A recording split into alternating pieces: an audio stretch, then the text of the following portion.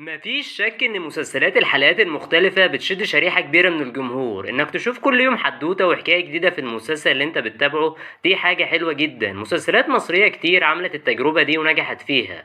مثلا عندنا مسلسل هو وهي لأحمد زكي وسعاد حسني في الثمانينات. فكرة الحلقات المنفصلة كانت جديدة على الدراما المصرية، ومع النجاح الكبير اللي حققه المسلسل اتعملت مسلسلات قايمة على نفس الفكرة، زي مسلسل ساكن قصادي اللي عرفنا اننا لازم نختار الجار قبل الدار.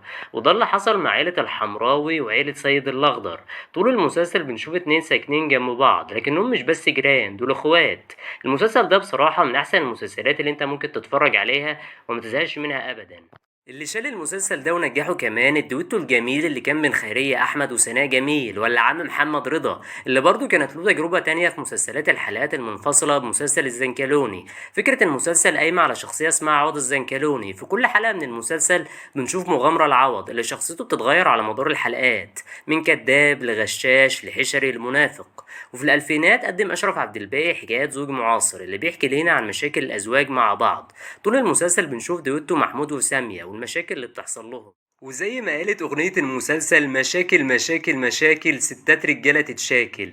وفي سنة 2014 وبعد انقطاع كبير للدراما المصرية عن مسلسلات الحلقات المنفصلة، اتعرض أخيرا مسلسل نصيبي واسمتك للنجم هاني سلامة. المسلسل من تأليف عمرو محمود ياسين اللي في رأيي قدر يثبت موهبته الكبيرة في التأليف من خلال المسلسل ده. المسلسل ما كانش بس شهادة ميلاد لعمرو، المسلسل كمان كان شهادة ميلاد لهاني سلامة.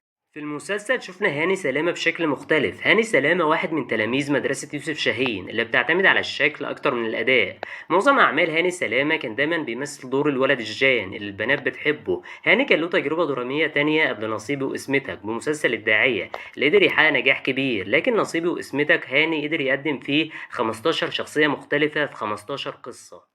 المميز في مسلسل نصيبي واسمتك ويخليه مختلف عن مسلسلات الحلقات المنفصلة انه جدد فكرة طرح الحدوتة ذات نفسها. يعني مثلا في مسلسل حكاية زوج معاصر الحدوتة كانت بتتعرض في حلقة واحدة بس، لكن في نصيبي واسمتك الحدوتة بتتعرض على 3 حلقات. ايوه، تحس كده انك بتتفرج على فيلم في السينما. المميز في نهايات الحواديت بتاعت نصيبي واسمتك ان معظم الحواديت بتكون النهاية بتاعتها صادمة. ايه منا؟ ايه يا حبيبي؟ سوري معلش قفلت في وشك، دي مكانك جنبي. ولكن لو حبينا نقارن ونقول مين أحسن 3 حواديت في المسلسل وقصصهم كانت قوية، أكيد طبعا البداية بحدوتة مهرجان التسول. موضوع التسويق الشبكي مفيش حد ناقشه وتطرق ليه في الدراما المصرية قبل كده. قصة مهرجان التسول بتحكي لينا عن جمال الشاب الفقير اللي عايش حياة زي الزفت، لكنه حامد ربنا. بس مراته عليها عكسه خالص ودايما بتقطن فيه وعايزاه يغتني بأسرع طريقة، عشان كده بتاخده لجوز أختها. ومن هنا جمال بطلنا بيدخل في موضوع التسويق الشبكي، أو زي ما قال أبوه تسول شبكي. في ناس كتير هتسألني ليه شايف حدوتة مهرجان التسول أحسن حدوتة. ده ببساطة لأن التسويق الشبكي زي ما قلت محدش طرحه قبل كده.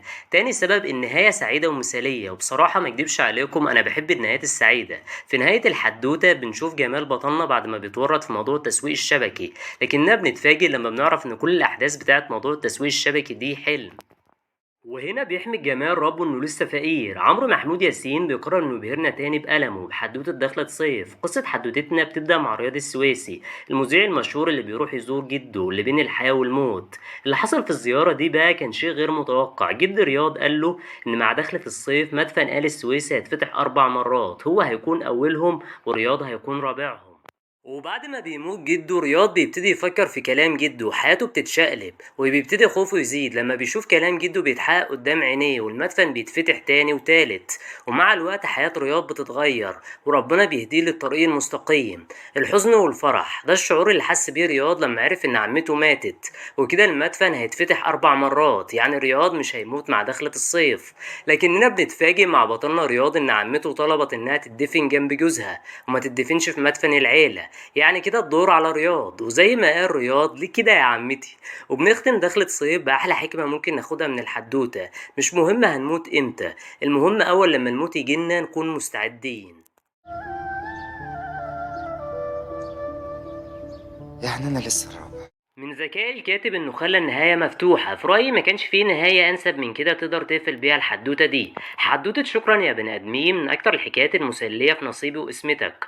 الحدوتة بتحكي لنا عن رائد الملياردير الناجح، لكن رائد ما بيكونش عايش حياة حلوة رغم كل الفلوس والمال اللي معاه، ومن كتر ما هو شكاك الشك بيخليه يعمل اغرب حاجة ممكن تتخيلها. رائد بيحط اجهزة تصنت وكاميرات مراقبة للناس اللي شغالين معاه في الشركة عشان يعرف هما شايفينه ازاي، ورائد بينصدم لما بيعرف حقيقتهم وانهم بيكرهوه. بس رائد ما بيقفش عند كده، ده كمان بيحط اجهزة تصنت لابوه وامه واخته، وبينصدم برضه لما بيعرف حقيقتهم انهم طمعانين فيه. وفي النهاية رائد ما عادش بيثق في حد خالص وبيتجنن. توصل للمعدلات القصوى، ساعتها مفيش حد هيخسر. ايوه احنا هنفضل نصرف عليهم كل شهر في رأيي دي كانت أنسب نهاية تقفل بيها الحدوتة دي. في ناس ممكن تشوفها نهاية حزينة، بس أنا شايفها نهاية واقعية. هو ده اللي كان لازم يحصل للبطل، أصل بعد كل اللي عرفه ده ما تتوقعش أبدا إنه يعيش حياة سعيدة. في حاجات كده لازم تكون مخفية، ما ينفعش إنك تعرفها. طيب اتكلمنا كتير عن أحسن الحواديت اللي في نصيبي واسمتك، تعالوا بقى نتكلم عن الحواديت الوحشة. اول حدوته معانا حدوته كان فيه وخلص اللي كانت من بطولة درة. تاني حدوته حدوته القرية الغبية، وبرضه كانت من بطولة درة. مش عارف ليه درة حظها وحش كده في المسلسل. يمكن درة كان حظها وحش في الحواديت، لكن مي سليم كان حظها عالي بمهرجان التسول ودخلة صيف وكمان ايجار نديم اللي اتكلمت برضه عن موضوع محدش اتكلم فيه قبل كده، هو موضوع الايجار القديم ومشاكله. قلتلكوا في اول فيديو ان حواديت نصيبي واسمتك كان فيها نهايات كتير صدمة، وقمة الصدمة دي وصلنا ليها في حدوتة حب في العناية. في اول حدوتة بنشوف مرات البطل وهي بترمي نفسها من البلكونة، ومبنكونش عارفين ده ليه حصل، والبطل بياخدها العناية المركزة، وهنا بيحصل فلاش باك وبنشوف قصة حبهم، وبنعرف قد ايه هي جميلة، لكننا بنصدم في نهاية الحدوتة لما نعرف انها كانت بتخون جوزها. بعد نجاح الجزء الأول من نصيبي واسمتك قرروا يعملوا منه جزء تاني، بس للأسف من غير هاني سلامة. لكن بالرغم من غياب هاني سلامة على الأجزاء اللي بعد كده كان في حواديت كتير حلوة، زي حدوتة مين طفى النور لكريم قاسم اللي كانت بتحكي عن ربيع الكومبارس اللي بيحب بنت مخرج، وبنت المخرج بتخليه يمثل وبتديله فرصته عشان تكون هي بوابته لدخول المجال التمثيل. طب معلش، ممكن لو سمحتي بس بصي لي في عينيا حاضر. وما تقطع. بس يا ترى قصة حبهم بعد الجواز هتكمل على كده ولا في تغيير هيحصل ما بينهم؟ ده اللي هتشوفوه أول لما تتفرجوا على الحدوتة. كمان حدوتة النضارة البيضاء كانت من أقوى حواديت الموسم الرابع من نصيبي واسمتك. قصة الحدوتة بتحكي لينا عن فخر، الشاب العبقري اللي بيخترع نضارة تقدر إنها تكشف الكدابين. يا سلام لو يلبس نضارة زي دي في الحقيقة. بس يا ترى فخر ايه اللي هيحصله لما يكشف كل اللي حواليه؟ حدوتة دي فكرتها شبه فكرة حدوتة شكرا يا بني آدمين، بس هنا الجانب العلمي دخل في الحدوتة. بسبب نجاح نصيبي واسمتك مسلسلات كتير حاولت تعيد نجاحه وتاخد تيمة الحلقات المنفصلة، زي مسلسل اللي أنا ورا كل باب. لكن بالرغم من حلاوة المسلسلات دي هيفضل نصيبي واسمتك هو بابا الشغلانة. شحاتة، كتر خيرك يا دكتور. لو وصلتوا لحد هنا يبقى اكيد الفيديو عجبكم، فياريت ما تنسونيش بلايك وتشتركوا في القناة، وكمان تفعلوا زر الاشعارات عشان يوصلكم كل جديد. لو عجبكم الفيديو دوسوا لايك واشتركوا في قناة المشخصاتي عشان تشوفوا كل جديد المشخصاتي.